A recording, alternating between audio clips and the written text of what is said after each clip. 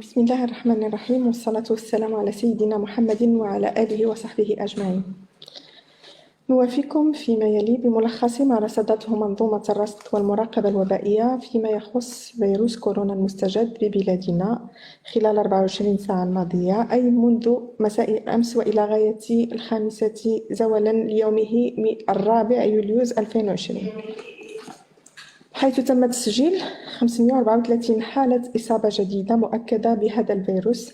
97% منها اكتشفت عن طريق تتبع المخالطين والتقصي الوبائي للبؤر، ويصل بذلك مجموع عدد الحالات المؤكدة منذ بداية الوباء ببلادنا وإلى غاية اليوم إلى ما مجموعه 13822 حالة إصابة بفيروس كورونا المستجد. إذن فيما يخص التوزيع الجغرافي لهذه الحالات المسجلة حديثاً ببلادنا فهو كالتالي: سجلت جهة مراكش أسفي 266 حالة جديدة، 253 حالة بأسفي بوسط مهني، و9 حالات بمراكش و4 حالات بقلعة السراغنة. فيما سجلت جهة فاس مكناس 93 حالة جديدة، 92 بفاس وحالة واحدة بمولا يعقوب.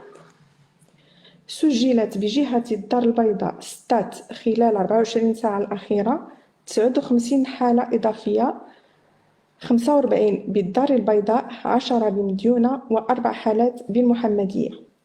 فيما سجلت جهة طنجة تطوان الحسيمة 55 حالة مؤكدة جديدة من فيروس كورونا المستجد، 36 منها بطنجة، 14 بتطوان و4 حالات بالعرائش، ثم حالة واحدة بوزان. فيما يخص جهة العيون الساقية الحمراء سجلت 34 حالة جديدة مؤكدة خلال 24 ساعة الماضية، كلها بالعيون. فيما سجلت 9 حالات جديدة بجهة الرباط سلا القنيطرة، 7 منها بالقنيطرة وحالتان بسيدي قاسم. وسجلت جهة بني ملال الخنيفرة 7 حالات، 6 منها بالفقيه بن صالح وحالة واحدة ببني ملال. وسجلت الجهة الشرقية 7 حالات جديدة، 6 منها بوجدة وحالة واحدة بجرادة. فيما سجلت جهة قرميم ودنون 3 حالات إصابة بفيروس كورونا المستجد جديدة، 2 منها بطنطان وحالة واحدة بسيدي فني. كما سجلت جهة الدخلة والذهب حالة واحدة بالداخلة، ولم تسجل جهتي درعا فيلالت وجهة سوس ماسا أي حالة خلال 24 ساعة المنصرمة. إذن فيما يتعلق بعدد الحالات المستبعدة بعد إجراء التقصي الوبائي والمختبري اللازم، فقد بلغ مجموعها 734,627 حالة مستبعدة. أما فيما يخص حالة التعافي فقد سجلت ولله الحمد 169 حالة تعافي جديدة، ليصل بذلك إجمالي عدد حالات التعافي 9329، أي بنسبة 67.5%. لكن مع الأسف سجلت حالتا وفاة جديدتين خلال 24 ساعة المنصرمة، ليصل مجموع الوفيات المرتبط بكوفيد 19 إلى 232 حالة وفاة بنسبة إماتة تناهز 1.7%.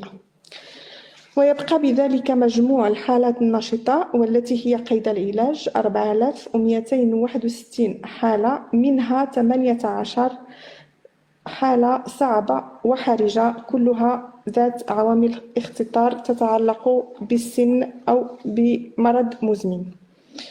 وتتوزع هذه الحالات النشطة حسب الفئات العمرية كما يلي. إذن بالنسبة للأطفال أقل من 5 سنوات فهي تمثل 1.9%.